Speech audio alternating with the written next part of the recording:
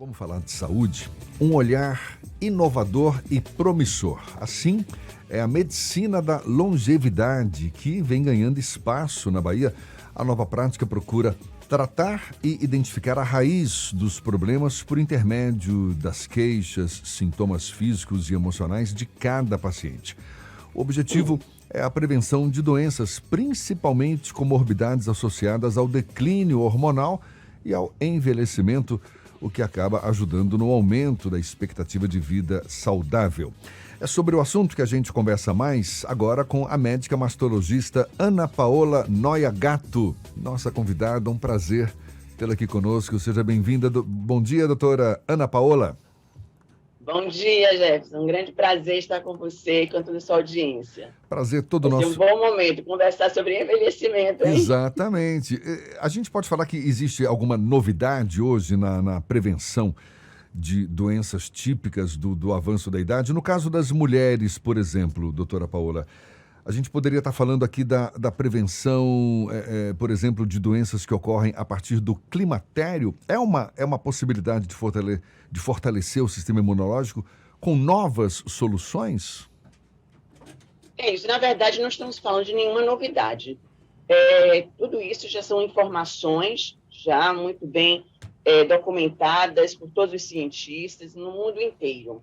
Mas, infelizmente, a nossa população ainda está muito desinformada de como ela pode antecipar esse envelhecimento. Todos nós vamos envelhecer, não tem como correr disso. Ou a gente vai envelhecer ou vamos morrer antes.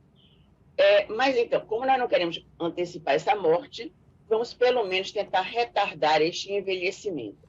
E de que forma nós, mulheres, podemos fazer isso? Não só nós, mulheres, hein? Vamos falar também, os homens também têm andropausa. Mas aqui vamos realmente abordar mais a questão das mulheres nessa fase do declínio hormonal, porque prejudica muito a saúde das mulheres e favorece o aparecimento de todas as doenças, inclusive do câncer. Inclusive, muitas mulheres acabam tendo medo de não realizar a terapia de reposição hormonal nessa fase que antecede a menopausa e mesmo após a menopausa, com medo de que essa reposição cause um câncer, que é um ledo engano. Então, na verdade, quando a gente vai avaliar todos os estudos, está muito mais do que documentado de que o câncer realmente ele aparece sempre após a menopausa, ou seja, quando a mulher está exatamente enfrentando este declínio hormonal. Então, se nós nos anteciparmos e começarmos a fazer uma reposição enquanto ela não chegou na menopausa, nós vamos garantir a esta mulher uma melhor chance dela não vir a desenvolver o câncer, não desenvolver as doenças típicas da senilidade, como a osteoporose, como a fatídica depressão. Muitas mulheres enfrentam a síndrome do pânico e vão diretamente procurar um psiquiatra, achando que já são doenças relacionadas ao sistema neurovegetativo, quando, na verdade, é apenas hormonal.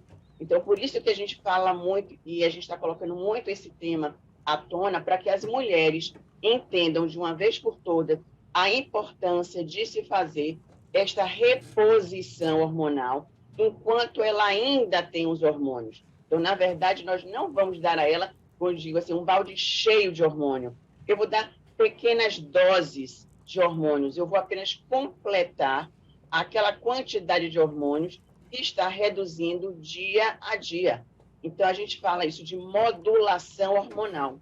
Então, por isso que esse tema está assim, em voga, porque muitas mulheres, infelizmente, estão padecendo das doenças relacionadas à menopausa, inclusive o próprio câncer.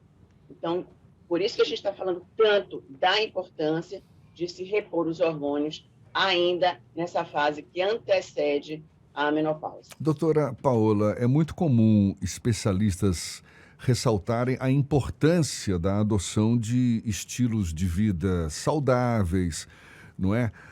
Uma cabeça saudável, né? Com pensamentos positivos, para contribuir para essa maior longevidade. Mas a pergunta que eu te faço é, uma reposição hormonal uma adoção de vitaminas, né, para fortalecer o sistema imunológico, para retardar um pouco mais esse envelhecimento, por si só já é o suficiente ou de fato é preciso conciliar com esses hábitos saudáveis, enfim, de vida saudável mesmo? Isso, exatamente. É a conjunção. Nós realmente precisamos mudar os nossos hábitos de vida. Não adianta você ficar fazendo uma ingesta, por exemplo, aí, de margarina, de óleos vegetais, né? Enchendo o seu rosto, por exemplo, de protetor solar cheio de parabenos ou de batons com parabenos, ou seja, com substâncias, né, maquilantes com parabenos, e você vai estar fazendo o mesmo envelhecimento. Então, você está trazendo para o seu organismo substâncias tóxicas, substâncias cancerígenas. Então, realmente a gente precisa mudar. Ter exposição ao sol, tá? Que muitas pessoas hoje, né, inclusive depois da pandemia, acabaram realmente ficando muito tempo em casa. Então, estamos vendo aí uma deficiência da vitamina D em alta escala. Praticamente hoje, quando eu vejo os exames laboratoriais de minhas pacientes, a maioria, talvez 90%, estejam com as taxas da vitamina D abaixo, ou seja, em níveis sofríveis. Então, a gente precisa, sim, fazer ali aquela reposição das vitaminas, que é da vitamina D, da vitamina A, às vezes de um ácido fólico, do magnésio, do selênio, então do zinco. Sim, a gente vai fazer tudo isso, mas essa mulher precisa ter uma boa exposição ao sol, lógico, sem exageros, ter uma alimentação saudável, sem essas substâncias aí cheias de produtos cancerígenos, como os enlatados, os fast foods, né, carregados de gorduras hidrogenadas, carregados de glutamato, de sódio. Ou seja, realmente precisamos mudar essa consciência de que precisamos, sim, adotar bons hábitos de vida. Dormir cedo é importantíssimo. A gente não deve ir para a cama depois das 11 horas, né, das 23 horas, por conta da melatonina. E as pessoas que não conseguem dormir, precisamos, sim, fazer uma suplementação da melatonina e não de drogas psicotrópicas para dormir. Basta fazer a reposição do hormônio adequado. Temos visto também muitas mulheres sofrendo falta de alegria. Tudo bem, a gente está passando um momento bem crítico, né, no nosso país, no mundo. Mas pode complementar, por exemplo, com a ocitocina, que é o hormônio do amor, o hormônio da felicidade, o hormônio que nos traz um pouco da alegria. Vão, sim, aumentar essa energia fazendo atividade física, bastante atividade física. Nosso corpo foi feito para o movimento. Nós não podemos ficar sentados aqui numa cadeira, diante de um computador o dia inteiro. Precisamos, sim, nos exercitar. Precisamos levar os jovens para se exercitarem também. Precisamos praticar realmente bons pensamentos positivos, talvez fazer uma meditação ou uma boa oração. Então, tudo está acontecendo no mundo, inclusive vocês comentaram, né, no bloco anterior, tem muito a ver com isso, com a falta de amor nos lares, essa falta dos pais estarem junto com esses adolescentes também na prática da atividade física, numa boa alimentação, na oração. Tudo isso vai contribuir, sim, para um retardamento do envelhecimento e do surgimento das principais patologias desse universo feminino e também do universo masculino. Doutora Paula, bom dia, Ernesto aqui.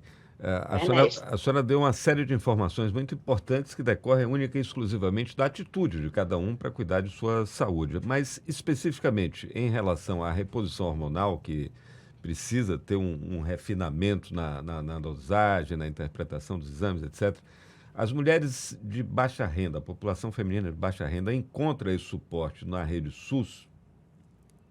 Não, na rede SUS não, mas ela pode sim suplementar. Nós temos hoje os cremes, que são também bioidênticos, isso é importante ressaltar. A gente não pode estar prescrevendo medicações sintéticas, ou seja, hormônios sintéticos, porque sim, estaríamos colaborando com o aparecimento do câncer. Inclusive, já tem estudos mostrando isso. E quando a reposição hormonal não é feita com essas substâncias, moléculas chamadas isomoleculares, ou seja, similares às nossas, aumenta a incidência do câncer naquelas pessoas que têm uma predisposição ao câncer. Então, o ideal é a gente sempre fazer reposição com os bioidênticos. temos os implantes, que é o que a gente mais usa, mas também tem os cremes que são mandados formular nas farmácias de formulação e alguns mesmo comprados em farmácias convencionais. Basta que a ginecologista oriente bem essa paciente, além da suplementação das vitaminas, que são essenciais para que o organismo consiga produzir também mais ainda os próprios hormônios, e uma boa alimentação. Então, por exemplo, a gente fala muito do colesterol. O colesterol é chamado, é o pai, digamos, de todos os hormônios, e depois vem a pregnenolona, que é a mãe de todos os hormônios. Quando um paciente tem um colesterol elevado, normalmente ela vai a um cardiologista, e o cardiologista simplesmente passa lá uma estatina, por exemplo, e baixa o colesterol. Quando faz isso, ela está automaticamente também reduzindo a produção dos hormônios. E aí sim, essa paciente vai precisar fazer mais reposição hormonal ainda. Então, são pequenos erros que nós médicos cometemos em relação ao colesterol, achando que todo colesterol é ruim, quando não é. O colesterol realmente, ele também é um hormônio, ele é o precursor dos hormônios, tanto da cadeia feminina como da masculina. Então, ou seja, se você, um homem, né, está aí com sua testosterona baixa, pode observar que provavelmente seu colesterol também está baixo, ou porque você está utilizando alguma medicação para baixar seu colesterol. Então, se você começa a fazer uma análise real dos seus exames e você começa a modificar juntamente com profissionais especializados, inclusive na medicina integrativa, que é que nós estamos falando aqui, inclusive, nós muitas vezes não vamos nem precisar fazer essa reposição hormonal. Basta mudar realmente os hábitos alimentares. E melhorar, lógico, a ingesta, como eu falei anteriormente. Eu sei que a margarina custa muito mais barato do que a manteiga, mas você vai gastar muito mais dinheiro depois na sua saúde para corrigir, né, os malefícios que você está fazendo na ingesta da margarina ou dos óleos vegetais. Sempre... Não tem nada de vegetal, não tem nada de saudável. E sempre muito bom a gente ter esse tipo de conversa, porque, afinal de contas, estamos todos envelhecendo e quanto mais informação, obviamente, né, a gente tem, mais estaremos nos cuidando, que é tudo que a gente espera, né? Uma vida mais longa, agora com saúde. Saudável. Não é, doutora Com Ana saúde. Paola, muito obrigado, médica mastologista, dando essa aula pra gente aqui no Issa Bahia. Um prazer tê-la aqui com a gente, seja sempre bem-vinda, bom dia e até uma próxima, então. Obrigada. Agora, 9 para as 9 horas na Tarde FM.